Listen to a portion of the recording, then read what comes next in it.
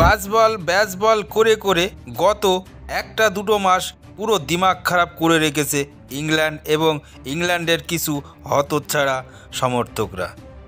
কি হুমকিটাই দিচ্ছিল রে ভাই! ইংল্যান্ড বলে আমাদের ব্যাসবলে হ্যান করবে ত্যান করবে, শেষে গিয়ে আর বললাম না, দিলে তো পেছনে ভরে। এ ভারত, এদের ঘুরে দাঁড়াতে বেশি একটা টাইম নেয় না ভারতীয় দল।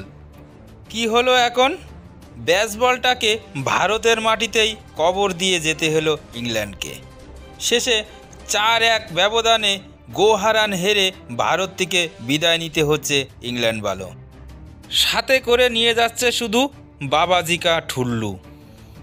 আজকে কুলদীপ যাদব এবং জসপ্রীত বুমরা বেশি রান যোগ করতে না পারলেও 477 রান বানাতে সক্ষম হয় ভারত। 259 রানের লম্বা একটা লিড নিয়ে নেয় ভারতীয় দল। জবাবে ইংল্যান্ড দল ব্যাটিং করতে এসে খুব জলদি উইকেট হারাতে শুরু করে। 2 রান বানিয়ে প্যাভিলিয়নে ফেরেন বেন ড্যাকেট, তারপর 0 রান বানিয়ে প্যাভিলিয়নে ফেরেন জ্যাক ক্রলি। অলি পপ 19 রান বানিয়ে প্যাভিলিয়নে ফেরেন। প্রথম 3 উইকেট তুলে নেন অশ্বিন।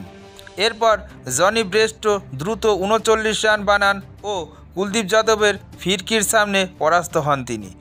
ইংরেজ দলের অধিনায়ক বেন স্টোক মাত্র 2 রান করেই আউট হয়ে যান।